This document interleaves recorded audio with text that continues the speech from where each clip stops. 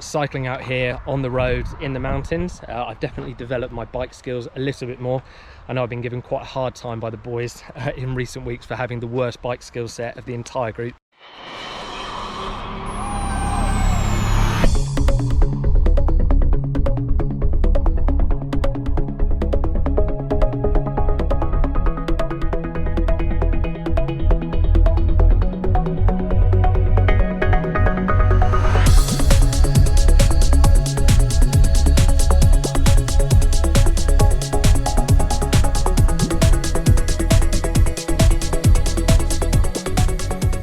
Hi there and welcome to what is a really busy episode of Fat Boys in Lycra. Firstly, a lot of you have been asking where are the other fat boys? Well, we're going to catch up with them, find out where they are in the world and what training they've been up to. Also, Craig shows us the outcomes of a full bike service. And lastly, we review the really exciting swimming innovation, the Form goggles. You're not going to want to miss that. Well, it looks like the fat boys are really slumming it. Let's hear from George first. Right, so I'm checking in from Mallorca and we are officially less than 2 months out from my Ironman. To be honest, picking Mallorca, it took us a lot of time to actually figure out where we wanted to go, because I needed to go somewhere where I could still get all of my training in and while my girlfriend could still have an excellent holiday as well. So that was pretty tough to find, but in terms of having a location where I can train, Mallorca has been absolutely fantastic, and the hotel that we've stayed at has been brilliant. I've managed to get lots of really good training in, 2 long runs, 30 kilometers, 32 kilometers. I managed to get in a 160 kilometer bike ride in, a 190 kilometer bike ride, as well as lots of decent swimming as well. So I've been really impressed with the training that I've been able to do. To any triathlete looking for a holiday where they can continue to train, I highly recommend coming to Mallorca. I think it has been fantastic.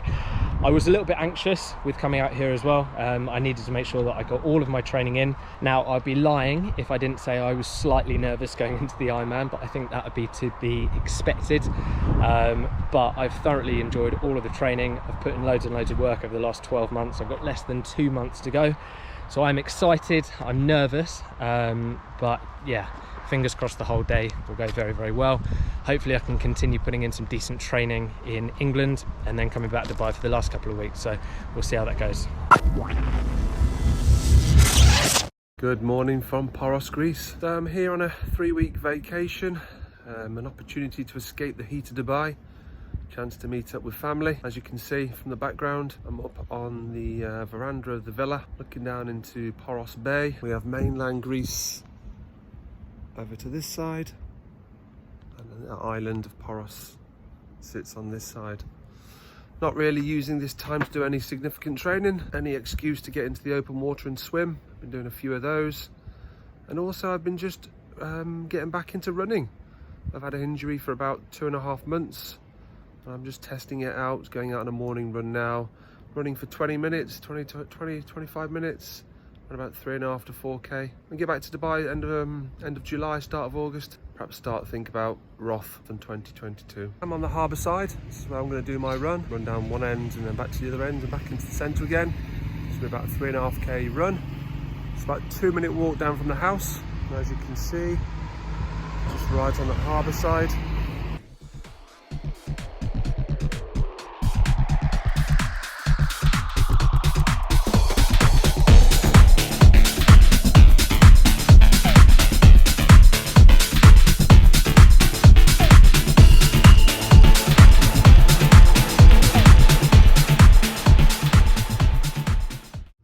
That's the run completed, 4k, a slight increase in volume, which I'm happy with, but most importantly, no pain from the reoccurring injury.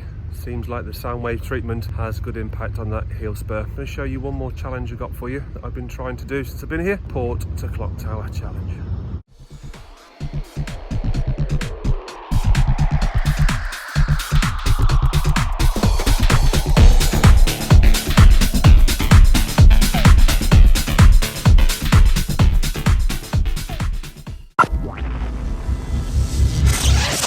So I'm currently in Ireland. Weather has been beautiful at the moment. The things that I've found so far have been hills. Obviously in Dubai we don't have any hills, so getting back used to running up and down hills has been very different. hay fever. I know it sounds a bit funny, but I forgot I had hay fever. Running around Phoenix Park, come back all itching and red skin. So that's another thing that I need to take into consideration. How far you can run without water. In Dubai you can't run 5k without needing a gallon of water. Here I've done a half marathon the other day. I had a glass of water before I started and it was absolutely fine throughout the whole run, so that was massive. Next thing would be trying to gauge your speed and your heart rate. So in Dubai, running, your heart rate is always high, whereas here, you know, your heart rate can be much lower and you can run at a much faster pace. So trying to gauge the two has been difficult. The next thing is that you can run any time of the day, which has been really nice. I've been getting up 8, 9 o'clock, 10 o'clock, and I've been able to just go for a run and not have to worry too much about the heat. Most annoying thing about running has been far the roads. So I've had to stop, obviously, when I need to cross the road, need to slow down for lights, for cars. That has been the most annoying thing so far about running outside of Dubai, whereas you don't get that. You get the lovely beach fronts, you get the canals, you don't get any stoppage in your run. And then the last thing to keep me motivated whilst I'm away from Dubai is I've actually signed up for a duathlon, which is going to be taking place on the 3rd of August, which I'm really excited for. It's going to be the same distance as the one I've done in Dubai. However, the situation is going to be very, very different. So look out for that. As many of you may know, myself and Andy recently purchased our new bikes, and quite often what can happen when you get a new bike, you get the new bike syndrome, which means essentially I've neglected my old bike. So the old roadie's gone onto the trainer for a little bit of time, and it's been quite some time before she's had a good old service. So I've decided today to go for the complete overhaul, and I've decided to call in our trusted friends at Velo Presto. Why do I choose Velo Presto? Well, for me, a major thing is the convenience, the fact that I'm here outside my home right now, and the boys are here doing the servicing. And what I will be doing today, I'll be taking some before and after pics of my bike, just to show everybody out there what a difference a good overhaul service does make. Fingers crossed, hopefully now I feel like I've got 2 new bikes. Also, and this is a rarity in Dubai, they told me 9 o'clock this morning, they were here at 9 o'clock this morning. No ifs, no buts, they're on time. I'm super impressed with their workmanship in the past, and to be fair, from the rest of the team and the rest of the people I meet out here in Dubai, nothing but good words said about these boys. What I'm going for today is the complete overhaul. That means my bike is going to be fully stripped down, new cabling, new bar tape, the full works is going to happen, re-greased, the bearings checked, everything, probably a new chain on there also. And at times this needs to be done. I recommend a service probably around about every sort of 3-4 months, really, just a basic service just to make sure you keep yourself nice and safe whilst you're out there riding. One of the major problems, of course, living out here is the sand getting inside there. So I'd fully recommend every time you do ride, maybe just get a baby wipe or 2 and make sure you keep the frame nice and clean. In terms of a complete overhaul and full service, I mean, for me, if I was being really honest with you, I'd try and do it sort of every 12 months. It depends on how much you ride, to be fair. It depends on your current mileage that you do. Ourselves, I tend to be out up to sort of 3-4 times a week riding my bike. So it's a good idea for me to make sure that I'm safe out there, and I do it every year. I tend to think of it as no different as doing a car MOT.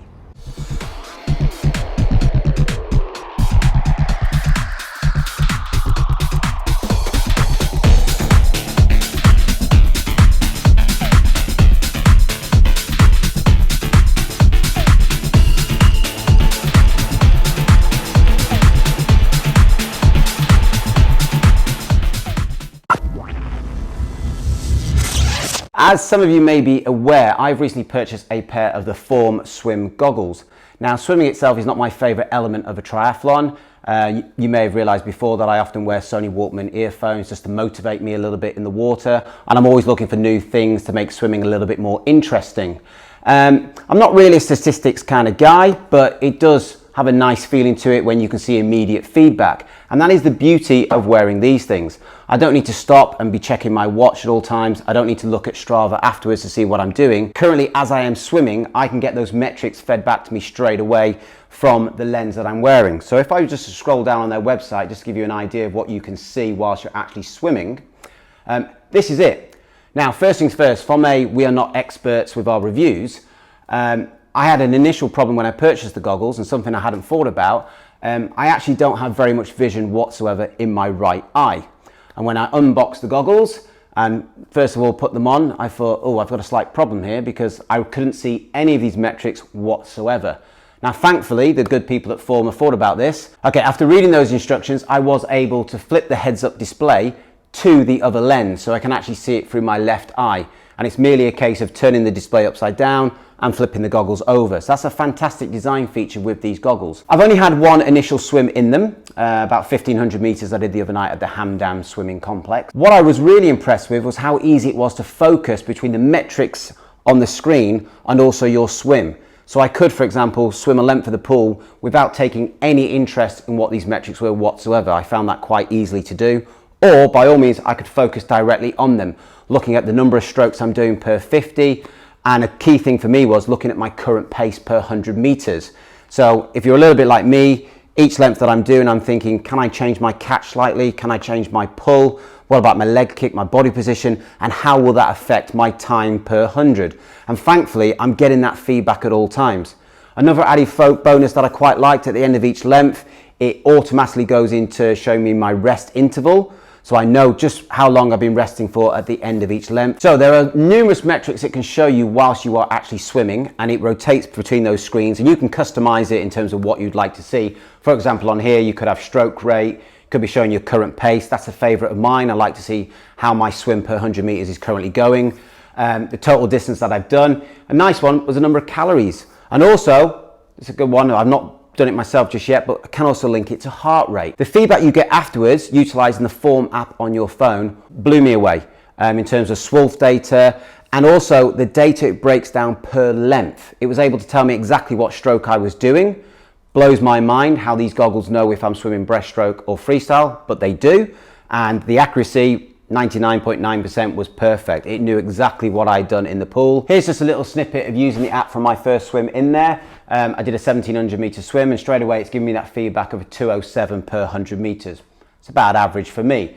But I can go into this and look at a lot more details in terms of calories, how long I was actually moving for, average stroke rate. If I can go into metrics itself, looking at what I did in terms of freestyle, breaststroke, a little bit on my back there as well. As you can see, it was me floating around for 31 seconds on my back.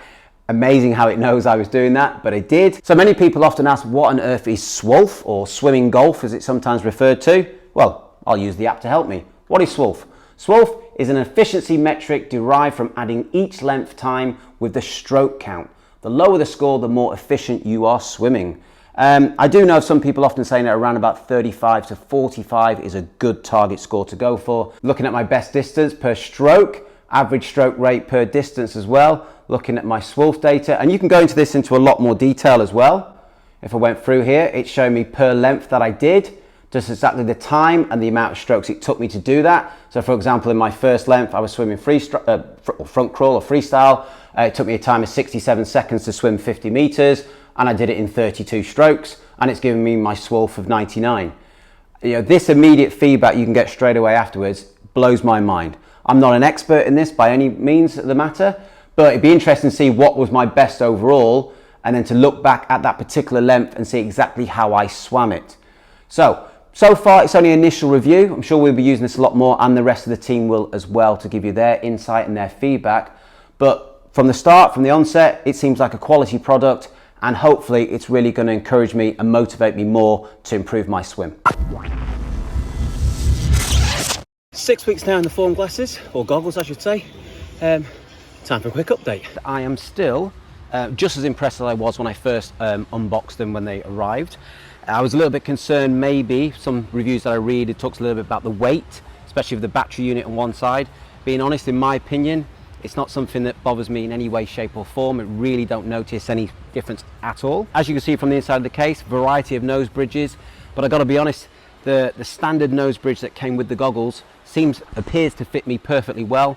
I have no problems with leakage. They don't fog whatsoever. So in terms of just a standard pair of goggles, they really are superb. For me, the big thing is the motivation of having the metrics there that I can view at any time whilst I'm swimming. Pool swims in particular, I do like the rest function. What that means is at the end of every length, straight away the goggles are telling me how long I've been resting for. So if I know I don't want to rest any more than 25 seconds, it's there, that data's right in front of me. Maybe the next time I come, I reduce that rest to only 20 seconds, for example. I'm not always having to refer to my watch or press stop or pause, etc. It's right there. Of all the metrics, I tend to use my pace per 100, the total distance that I'm swimming, and my cumulative time. And those three metrics are simply rotating around whilst I swim. I have no issues in terms of diverting my vision from either the metrics or my field of vision in front of me. I'm finding sometimes I can swim lengths without even looking at the metrics at all. Other times I'm looking at nothing but the metrics. It's just, for me, it's an added motivational tool. It's something I can keep an eye on. I can mix up my swimming to see if it's had any effect, particularly on my pace per 100 meters. But 6 weeks in, I've got nothing but positive so far to say for form. Yes, it's a high price point, but at the minute, it's encouraging me to get in the pool, so therefore it's money well spent.